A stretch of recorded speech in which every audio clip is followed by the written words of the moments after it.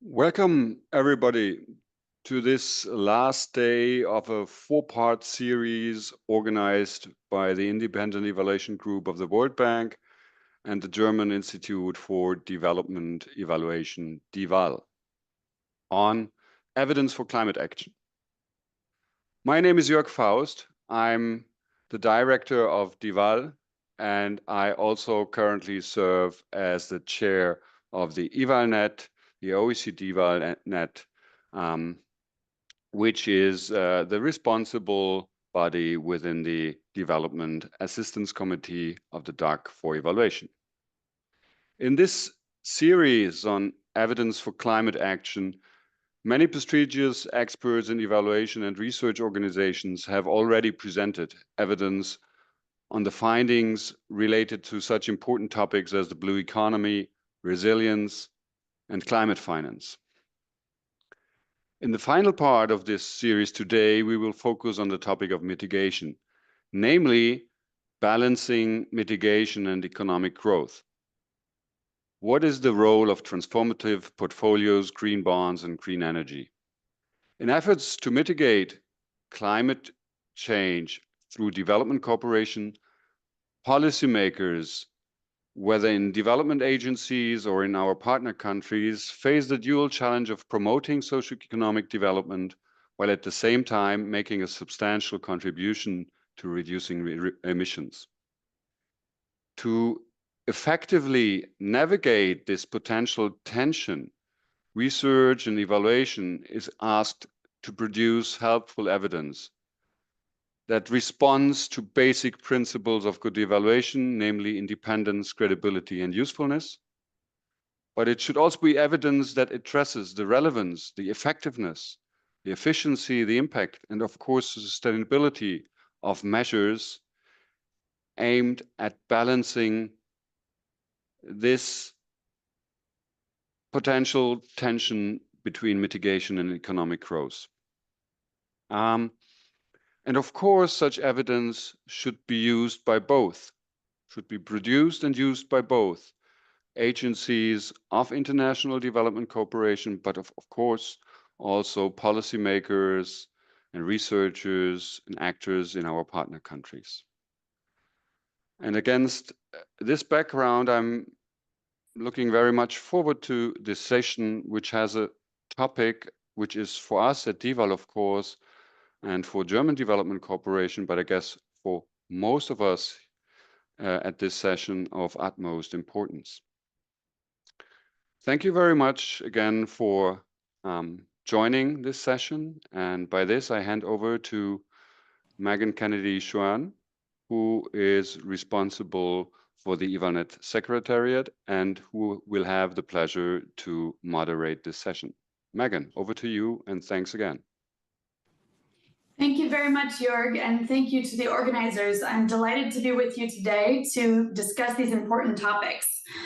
And we have a really great lineup of speakers, so we are looking forward to hearing from them. As Jörg mentioned, today's session focuses on discussing the opportunities, challenges, and arguably or debatably the conflicting goals of stimulating pro-poor development, public action for achieving sustainable development goals related to health, human well-being, and social outcomes, while at the same time reducing polluting greenhouse gases and trying to achieve climate-related goals, trying to stave off the ongoing climate crisis and collapse.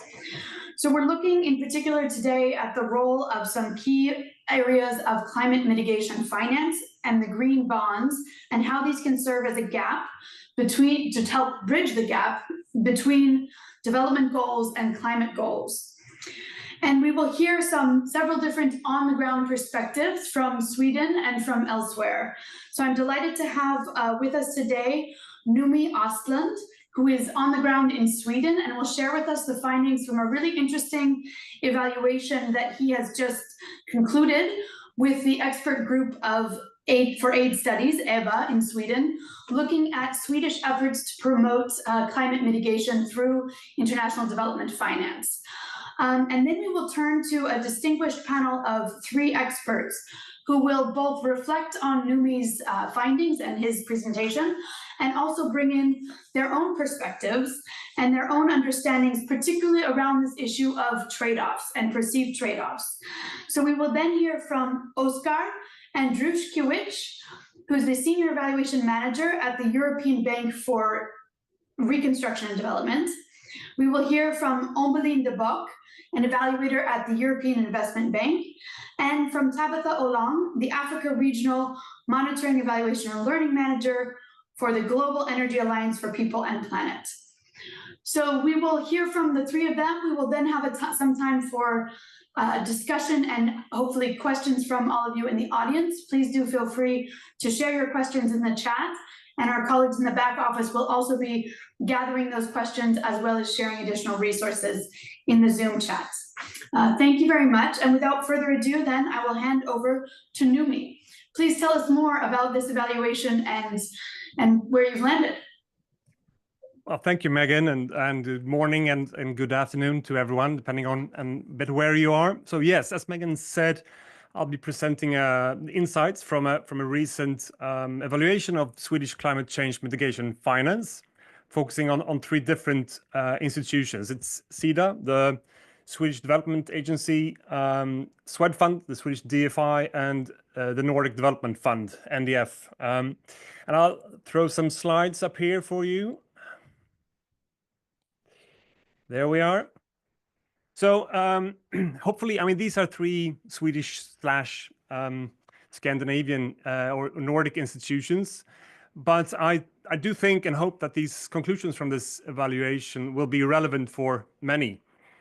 These three portfolios that we have evaluated share projects, investments, and themes with many other international donors and development finance institutions. So in this presentation, I will be making two main points. The first is that there does not have to be a trade-off between mitigation and development, depending a bit on the type of financing and the time scope. The second point is to reiterate a point already been made during the sessions this week, is the need for transparency in climate finance, in climate efforts, and in mitigation efforts. Briefly about this evaluation, it was conducted together with experts from Climate Perspectives Research, Stockholm Environment Institute, and the Swedish Environment Research Institute. A lot of experts. The evaluation sought to determine whether funding from these three institutions, so SIDA, Swedfund, and NDF, whether they can be said to be contributing significantly to mitigation by 2030, so the short-term perspective.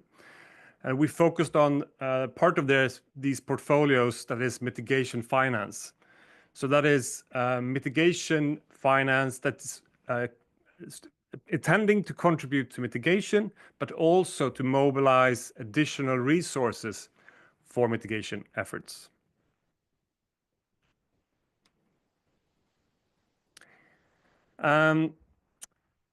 A few words on the key findings, and I think one of the main findings was the heavy focus in these portfolios on the energy sector in Africa, and specifically on renewable energy generation.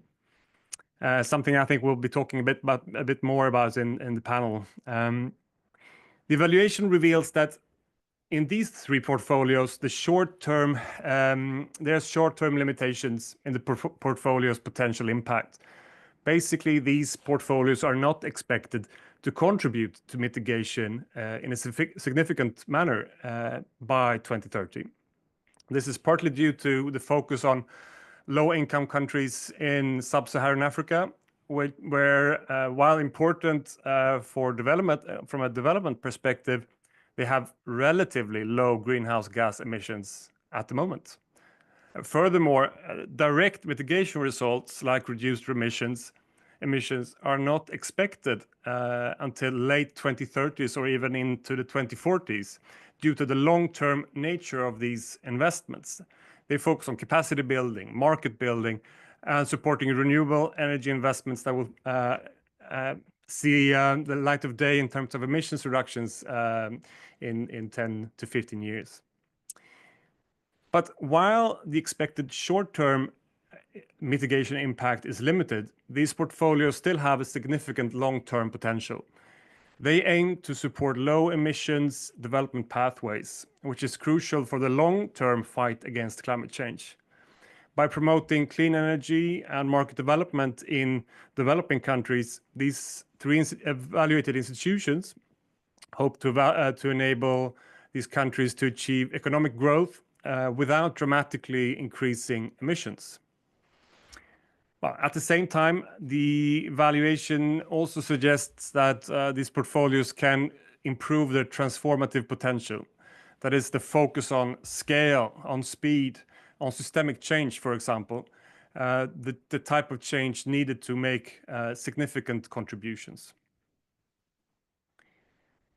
There are quite a few conclusions in the report, in the evaluation, but I will emphasize one of them, and that's the importance of transparency. And for those of you who were in the session yesterday, you heard Thomas also in his presentation underlining the importance of transparency in climate finance, and this is very much echoed in our report. A crucial takeaway from this evaluation is the need for greater transparency in climate change mitigation finance.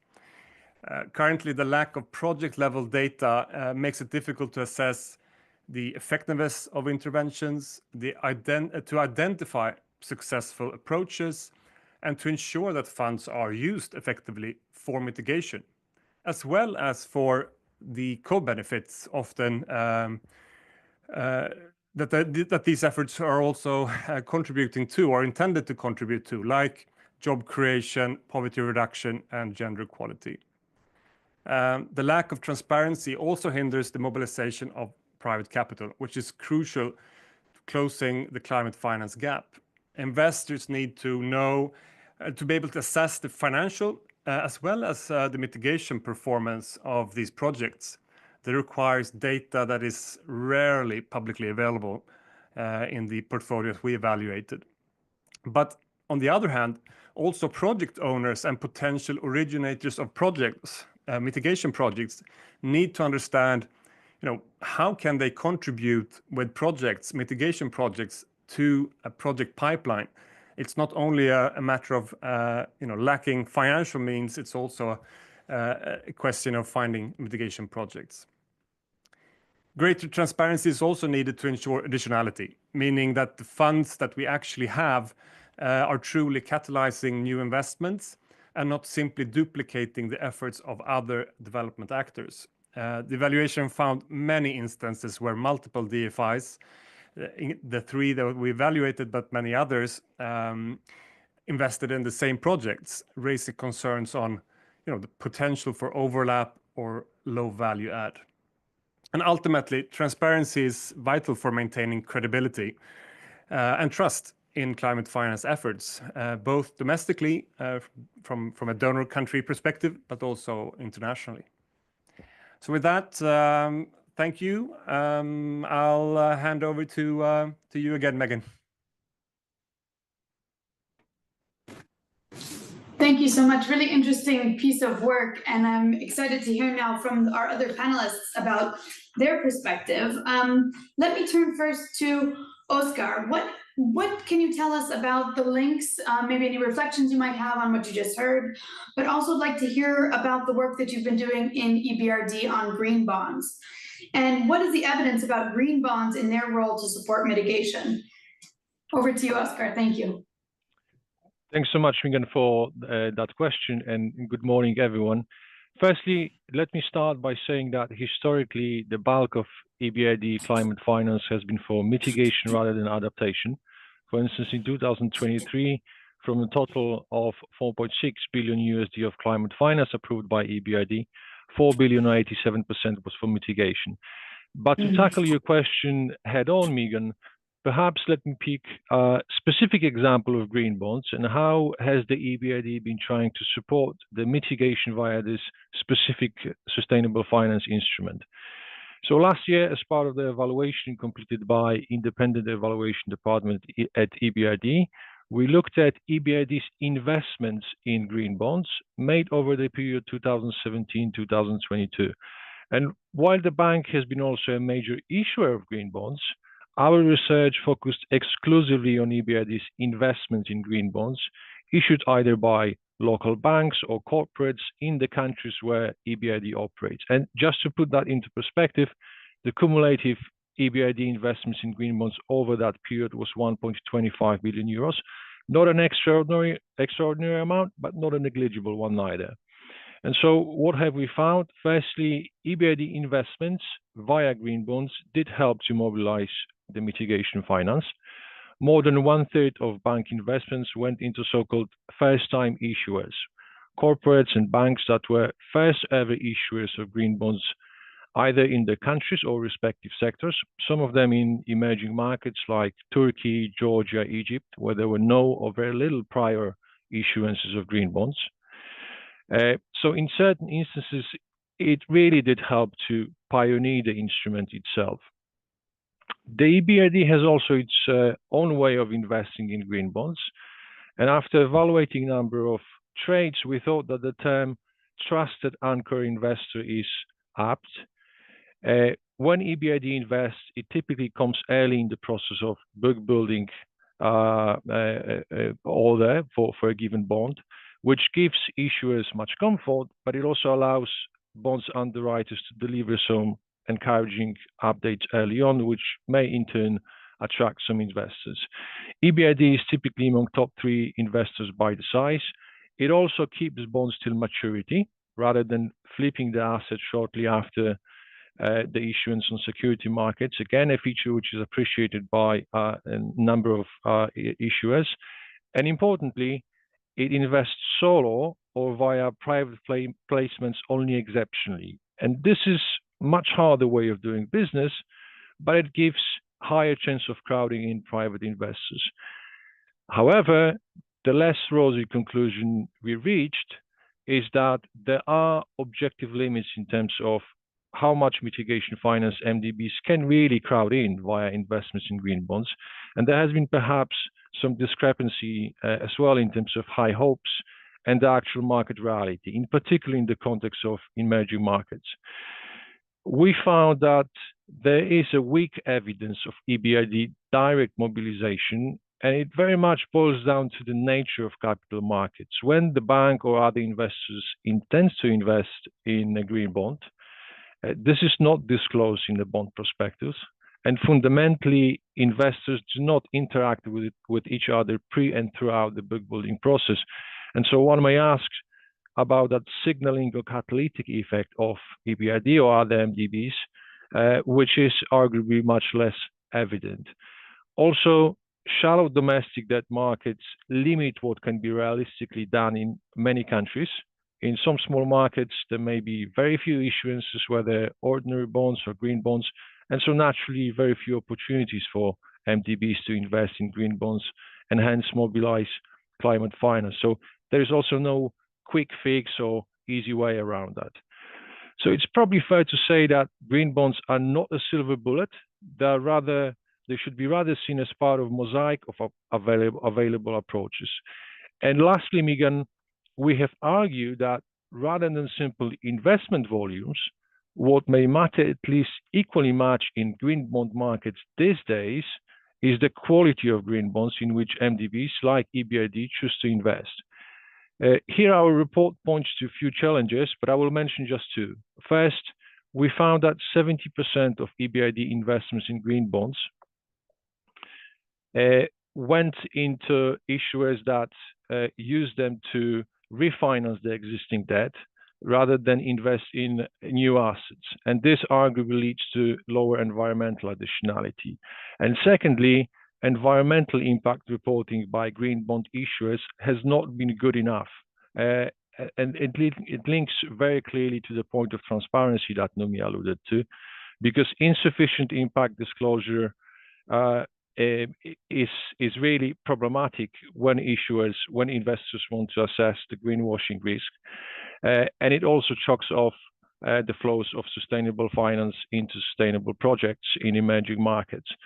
So in a nutshell, in EBRD case, simply investing in green bonds in early days, say 2017, maybe 18, maybe 2019 was a reasonable approach. But since then, markets have come a long way.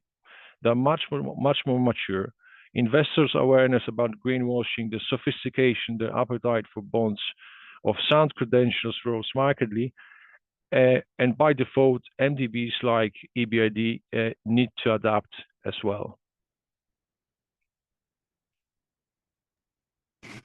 Excellent. Thank you so much, Oskar. And from our work reviewing a number of evaluations, including some work done by EBRD, we really heard very often this point that you made about the focus on volumes of financing as opposed to looking at the actual additional impact in terms of either climate mitigation or other development outcomes.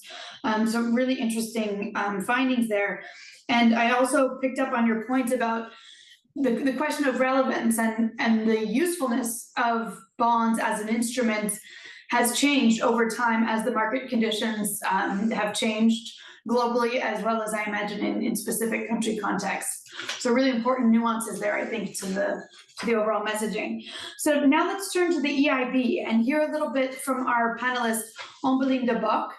Can you tell us a bit more about the EIB's experience with green bonds and other types of green financing? And maybe you have some differing views than Oskar and Numi. Thanks. Thank you, Megan, and good morning, everyone. So first of all, I'm very grateful for the opportunity to present specific findings of a few ongoing, but also some past evaluations in the evaluation division of the EIB.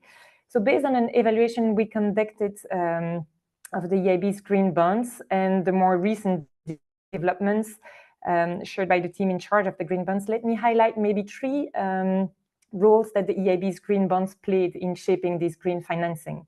And first, I just want to clarify that we took a bit of an opposite angle to what Oskar presented, because the evaluation focused to the EIB as an issuer of green bond instead of as a green bond investor. And so first of all, maybe let me highlight the policy value of the green bonds. So the EIB inaugurated the green bond market in 2007. Can you still see me? Is there an issue there? So in 2007, with the issuance of the world's first use of proceeds green bonds, so the EIB's green bonds eligible projects contribute substantially to one objective, which is climate change mitigation. All the other environmental objectives are covered by our sustainability bonds. So it quickly became clear that there was a lack of common language and standardization, particularly in the field of impact reporting. And there was a need for higher transparency and regulation to minimize the risk of greenwashing and ensuring investors' trust was maintained.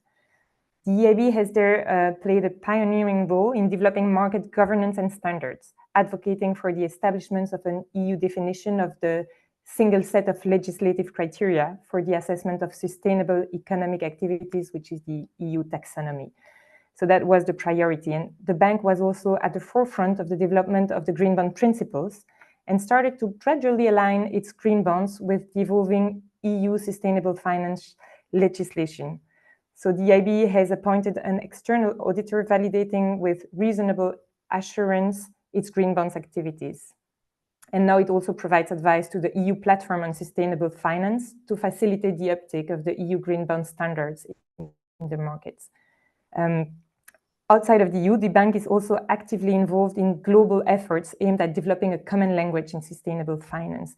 So there, I just wanted to make the point that the EIB green stamp, if you want, could be a distinctive feature that acts as a catalyzer for raising the green ambitions of projects and helping to increase the pipeline of green projects. And then a second interesting aspect is the market value of the green bonds. So the fact that green bonds enhance the clarity is valued by investors and also explains the strong growth of the segment in the past 10 years. The bank has meanwhile issued 85 billion of euros of green bonds with assurance, and so it's the largest issuer of green bonds. Now, I also wanted to flag here under the market value this extra green bond premium or issuer bonus. So green and conventional bonds of the same issuer have the same credit merit and therefore largely the same price. However, moderate outperformance in the secondary market has been sufficient to add to investors' interest in new issuance, so growing the order books and supporting the execution of new issues, all conditions equal. So the evaluation at the time found that this greenium was not systematic nor sizable enough, but that there was potential there in the sense that in theory it could allow the issuer to offer cheaper financing to eligible projects, thus incentivizing green investments.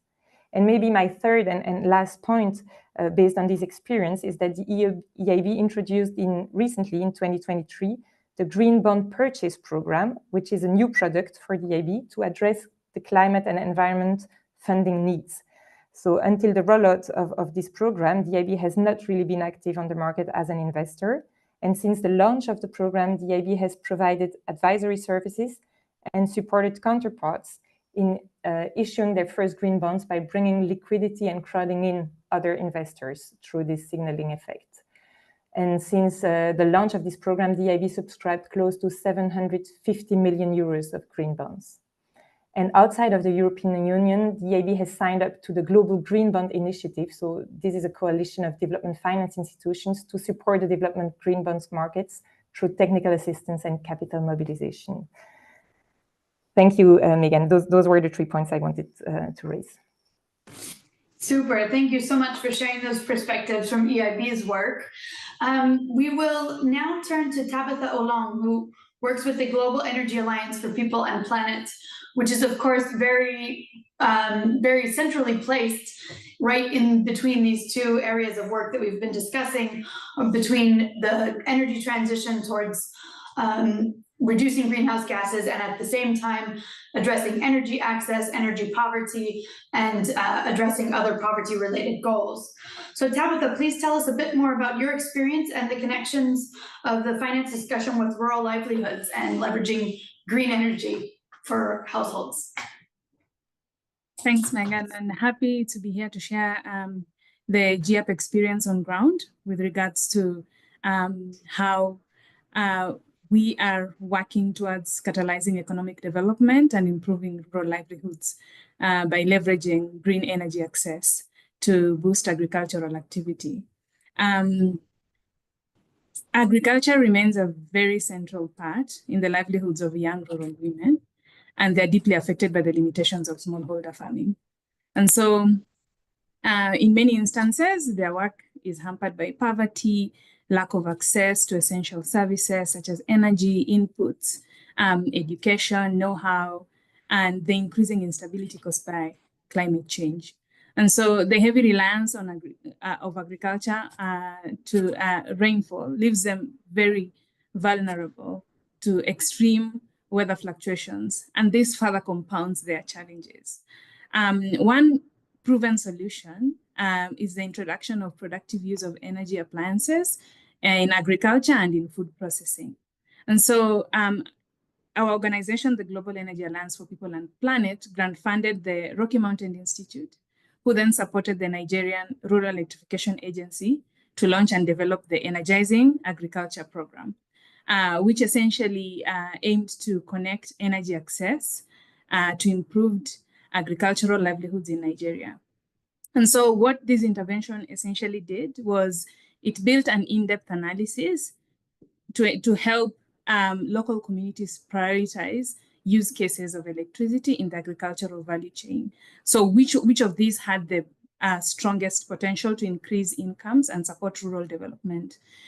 This program also facilitated partnerships. It's not enough to just figure out where will you get the most impact, but also who are these unlikely partners that you bring together to the table to make this work? So who are the equipment distributors, the productive use appliance service providers, and who are the energy providers who will power these appliances?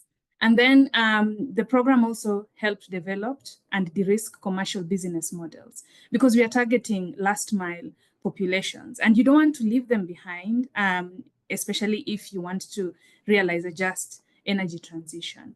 And so who are these commercial, which are these commercial business models that would deliver electrical equipment to this last mile population? And if the productive use appliance breaks down, do they know where to actually go access operations and maintenance services within their communities? The program also made deliberate efforts to ensure that there is gender equality and social inclusion considerations, so that we are also not exacerbating unintended consequences within these communities. With this program, which ran from 2002 to 2004, this year, we're actually in the process of closing out. We were able to realize the deployment of 300 units of productive use of energy across 40 communities. And this impacted the livelihoods of about 3,000 people in rural Nigeria, considering the household size and the local businesses that sprouted. And also 67% of the productive use of energy, the appliance owners under the program were women, which surpassed the program target of 40%.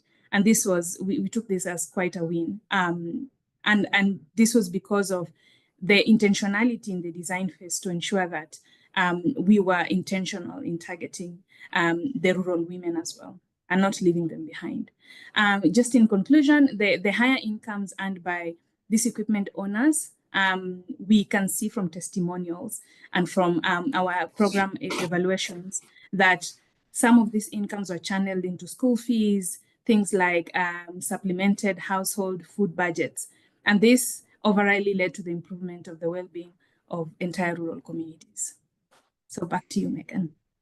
Excellent. Thank you so much, Tabitha, for that great example illustrating really the potential for green energy and improving green energy access to secure and inclusive and resilient future for all. I appreciate that example. Thanks.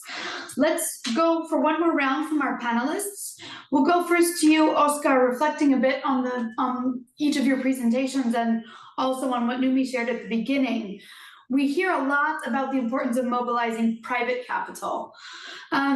So I'm curious if you also explored in your work the perspective of private investors. What's attracting them, what's holding them off, what do you see as the bottlenecks, and how have you explored that perspective within your work? Thanks so much, Megan. Excellent question. I will probably not be very original saying that mobilizing private finance at speed and scale is vital to have even a remote chance to meet net zero. As someone wise said, winning slowly is the same as losing. And as part of our evaluation, we actually made a very conscious and extra effort to reach out to some leading private green bond investors and underwriters, i.e. JP Morgan, ING, BlackRock, Goldman Sachs, Amundi, and a few others, to seek their perspective, to actually see what makes them tick. And there were two themes which came out clearly again and again.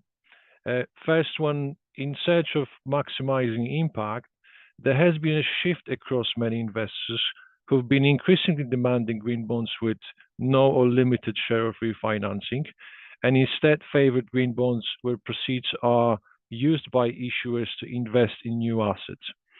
It has to be said that some investors are still agnostic, but many nowadays want to see at least 50-50 split and ideally no refinancing at all. And EBRD can be certainly more aspirational in promoting this type of bonds. And the second point, and I'm repeating myself, and it's probably an issue which is even more pressing, has been still an insufficient quality of environmental impact reporting by green bond investors. Without a reasonable chance to analyze ex-ante impacts of green bonds, investors essentially don't have a way to assess the reputational risk, check whether there are any risks related to greenwashing. No one wants to buy and hold green bonds of dubious credentials with exaggerated impact claims.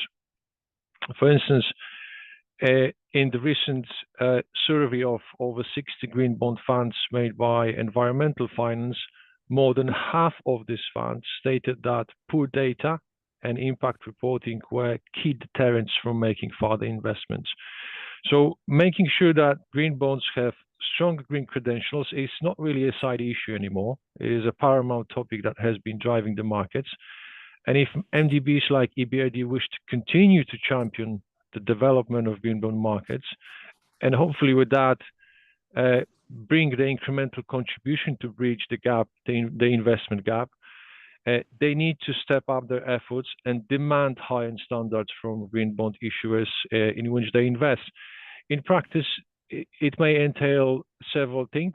MDBs can, for instance, demand much more in terms of impact reporting standards that they ask from green bond investors, including transparency on methodologies, but also once the bond is issued on the market, they should follow up, and in cases where that reporting is not up to the standard, keep issuers accountable.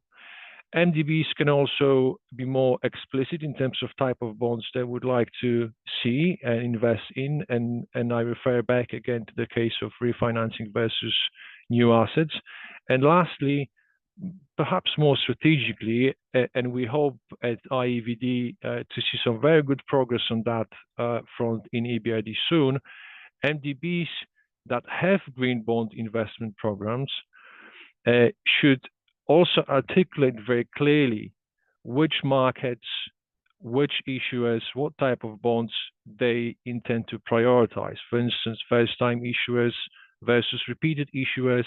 Do they want to invest in the EU or maybe focus on emerging markets where doing the business is more difficult, but the upside of that is the promotion of green bond instrument, and it's more a long-term game. So those questions have very practical implications, and they should be answered in an articulate way by MDBs.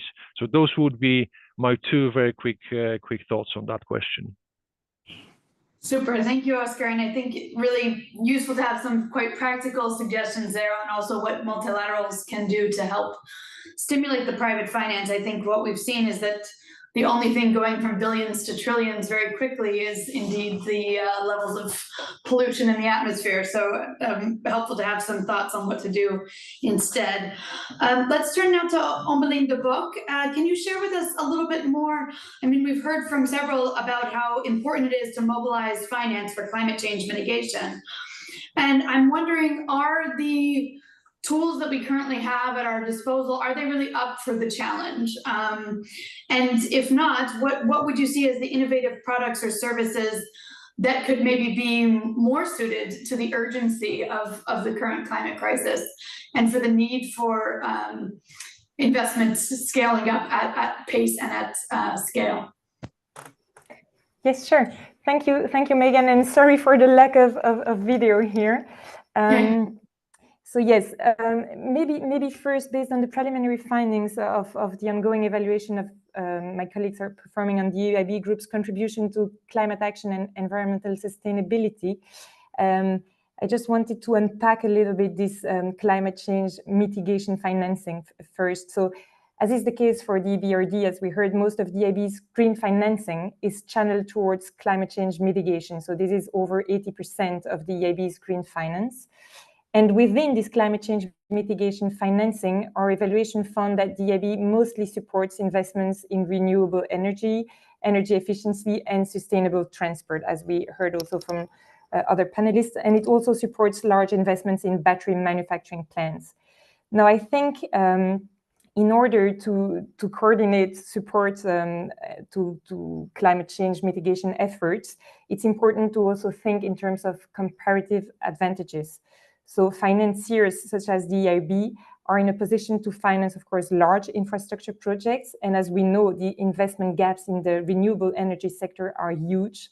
So there is a need to finance not only new power generation facilities, but the whole chain too, so including upgrading of power transmission and distribution infrastructure. Now, the EIB aims to decrease the cost of capital needed to support these investments, which is all the more so important in countries with high level of debts and a reduced fiscal space. So in this context, having several financiers supporting the same projects might not be a major issue. So Numi also mentioned the difficulty of originating operations. Our evaluation, so the climate adaptation one and the ongoing one, have found that the EIB encountered this issue more so in the area of climate change adaptation and environmental sustainability, so particularly in the preservation and restoration of biodiversity, actually. But that being said, Our evaluation also shows that in countries with weak utilities and oversight agencies, it is more difficult to finance renewable energy operations because of this weak capacity, the absence of a functioning market for the sale and purchase of electricity, etc. So in this regard, there is a clear need for more technical assistance and advisory services. And the EIB is providing more advisory services to its clients, but much more is needed, particularly to engage upstream and to develop capacity at all the levels. So now about these innovative products, yes. So for me, there is a need to innovate and expand. Quickly, thank you. Yeah. Go ahead if you want to say one word on the innovative products. That's fine. Yeah. No. So it's just yes. I think the question. However, in most instances, the tweaks or enhancements of existing products offer might be sufficient. So, thank you. Okay. Great. Thank you so much, Ombeline. And Tabitha, now let's go to you. Can you share any trade-offs or synergies that you identified when you were looking at the Energizing Agricultural Program in rural Nigeria? Did these trade-offs actually manifest in the work with the communities? Please. Thanks for that question. I think I'll lean towards the synergies because it was very interesting. When you're targeting last mile communities, that means that most of them, the grid has not arrived where they are. And so the most viable energy sources are like solar mini grids, solar home systems. And so for the longest time, the reason why productive use appliances are not reaching these populations is there's no data on whether they actually have enough energy consumption for it to be a viable business. And so what is happening with this pilot, the program was able to demonstrate that once these last mile communities have access to energy, then they also want to use energy and they want more and more of that. And so what was interesting was that the productive use companies, their plants distributors started advocating for more mini grid developers to go to those sites. And so that was quite a win because these communities could wait 20, 30 years until the grid arrives, or could wait for something to happen for the mini grid developers to see, oh, this is a viable business. But because of that pilot, and we were able to demonstrate that they are also a viable customer base, it really helped. And so hopefully they'll be able to access and use green energy, and that would help them improve their livelihoods. Excellent. I think a really rich example demonstrating how this sort of demonstration effect can prove that there are actually unmet needs, not only in terms of the well-being of the communities impacted, but also in terms of the commercial interest of other investors who could then be much more interested in scaling up mini grids. So really good example again. Numi, let's go to you for some additional reflections. I think you highlighted in your evaluation, and we've also seen risks referred to by several of the other panelists, about the low additionality in many development finance institutions' contributions. And in fact, we see a lot of sort of double reporting of the types of investments that are being leveraged by different finance operators. So what are the options that you've identified to try to limit this risk? And what can we do to address that challenge?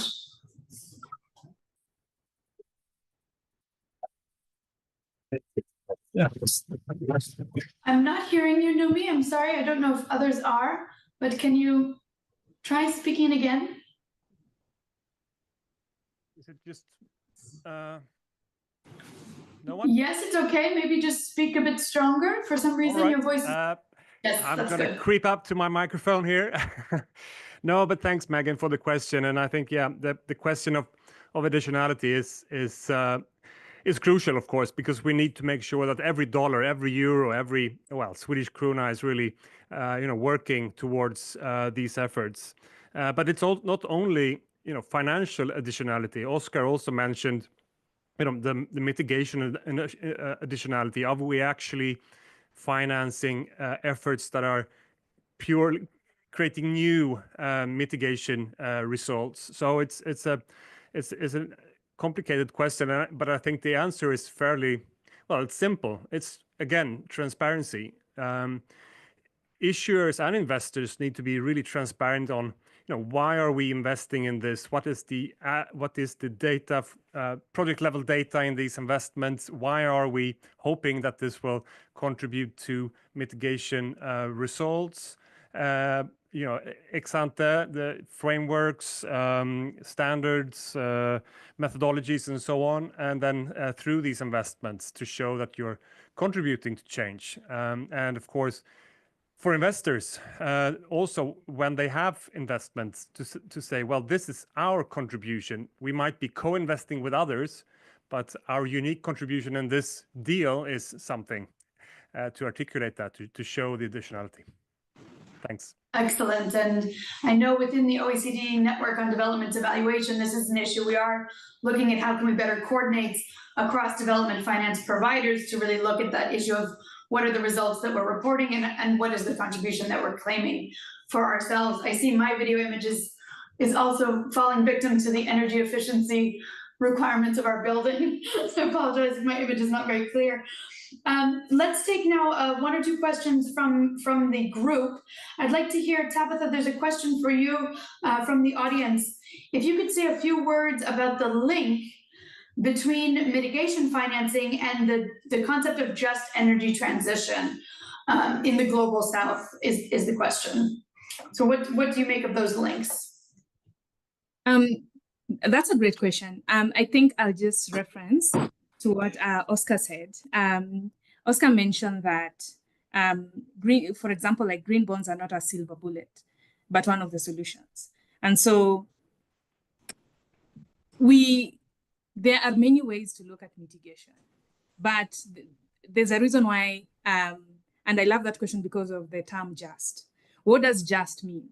Whatever solution that we decide that we are going to use for mitigation, is it contextually relevant? Back to the transformational change concept. Because if, for example, like the Energizing Agriculture Program, we just went and provided productive use appliances and we forgot about the young women who don't have a voice, who maybe they can't own anything, then what does that mean? The middle class are the ones who are going to still benefit from the same thing. So if you really want to ensure that you have a just energy transition, it has to be very intentional, it has to be very context specific. And about transparency, we have to be honest about what are the issues here that we are trying to solve, if indeed you want to leave no one behind. Excellent, thank you. And I really appreciate that call for precision and specificity and for not forgetting who specifically we're aiming to benefit. And maybe we can take those words as inspiration as we come in to our final lightning round, which is my favorite round. And what we want to hear is really, looking forward to the COP, the climate discussions that are coming up, COP29.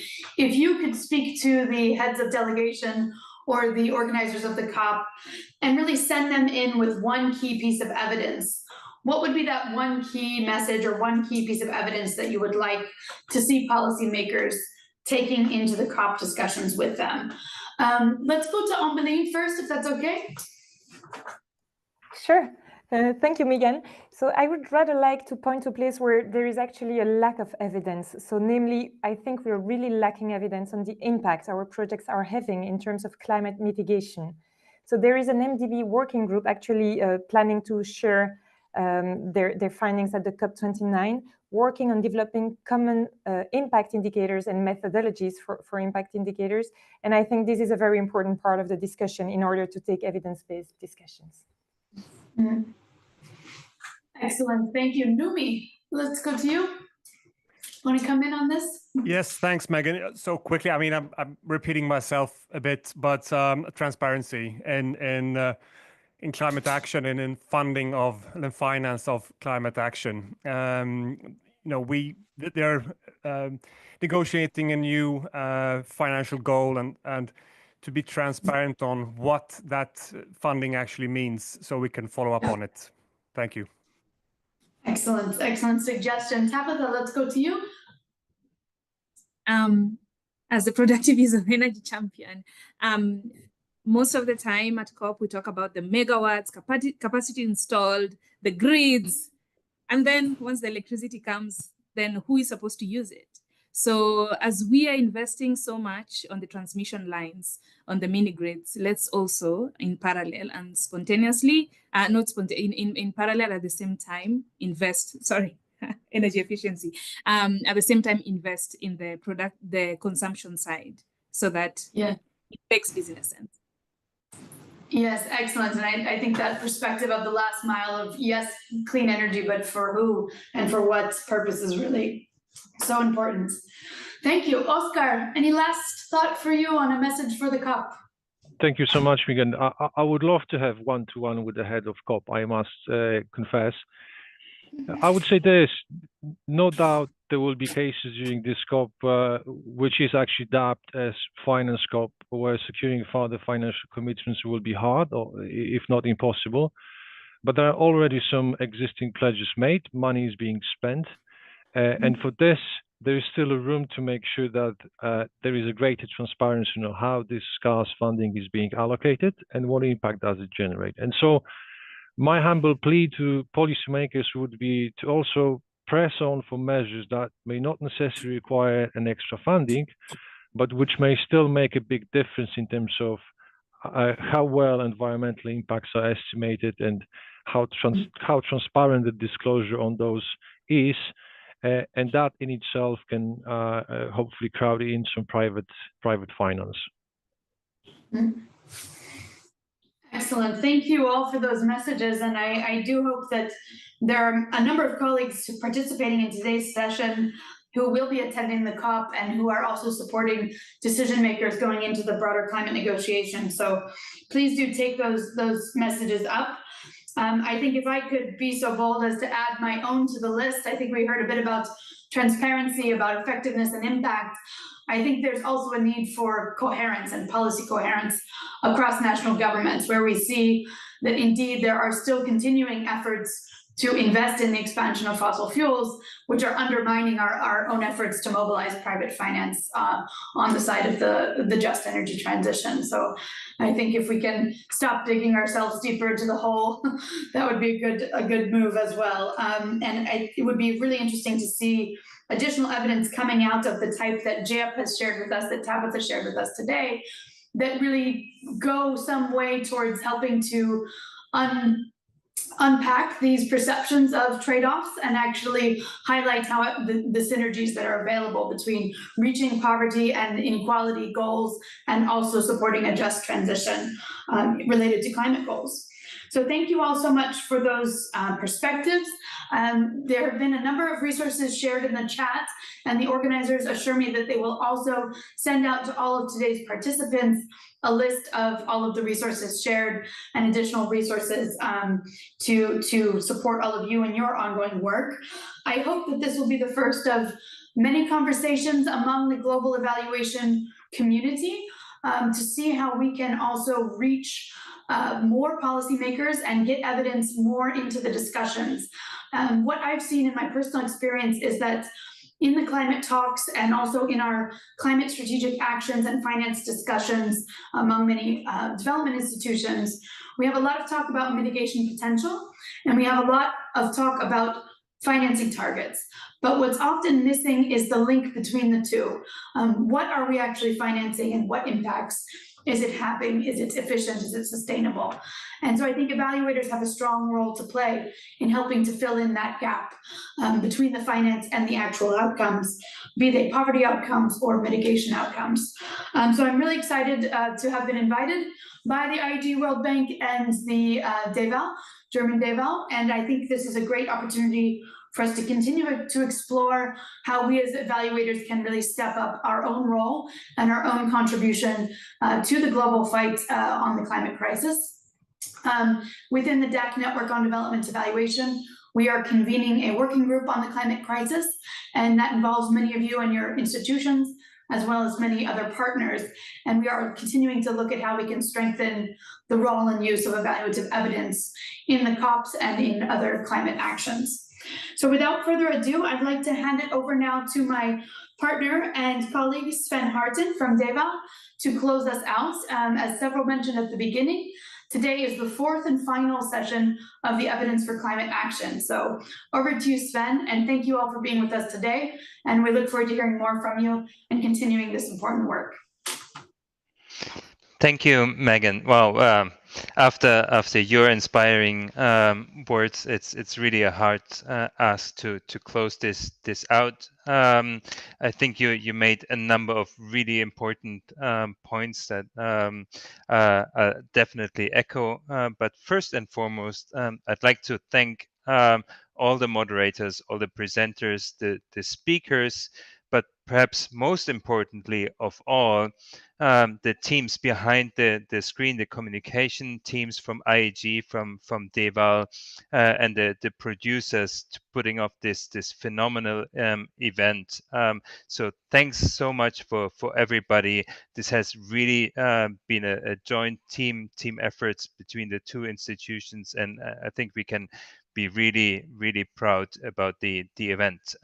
We had 4 interesting sessions on 4 different days. It's going to be impossible to really highlight all the rich and inspiring discussions, but just 4 quick points what I personally learned. So on day 1 on the blue economy, which was actually a relatively new topic to me, I learned a lot about the integrated nature of the blue economy and how integrated approaches used and detected by evaluators really can help to leverage the potential, especially in the space of institutional development approaches. So really good practical insights from evaluators there.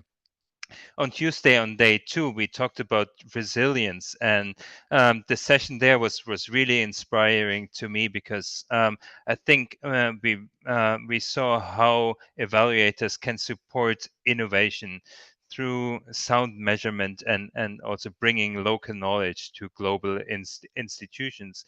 And one of those interesting aspects of innovation was we heard the idea of resilience credits that I hope will be discussed intensely at the COP negotiations. Then on day 3, we heard the call for a stronger focus on actual impacts, something that we heard today as well, rather than focusing on financial targets, on money that is spent. Also the call for additional private finance and some insights from evaluators how to leverage this, and the important point about systems change and embracing complexity where we as evaluator can actually help. And today so many important points on mitigation, but definitely I want to echo and repeat the call for transparency in terms of the financing data, but also very importantly about the actual impacts it achieved. And that, for instance, we heard a great example of the green bonds. And again, there, it's not just about the volume, but it's about the quality of those bonds. So with that, dear colleagues around the globe, let me invite you to take those and many of the other insights to COP, engage in discussions in the side events and perhaps also with the negotiating parties, because as we heard repeatedly, time is of the essence, and we really as evaluators need to step up our game and put forward evidence to support climate change adaptation efforts and mitigation efforts. And one initiative I'd highlight to closing here is that together with World Bank, IEG, DEval, and 10 other partners, some of them being present also throughout these 4 events, we have the initiative of an Evidence for Climate Action Pavilion that we will try for COP30 in Brazil, so that we actually have a place, a pavilion at the COP where evaluators, researchers can come forward, present their neutral evidence on what works and what doesn't, and help to discuss about solutions, but also be very transparent when certain initiatives are not working, because that space is currently lacking, and we as evaluators want and can fill this gap. So many thanks to everybody here on this panel. Have a good rest of the day. Hopefully see you at COP or see you at some other occasion, and goodbye. Thank you. Thank you. Goodbye.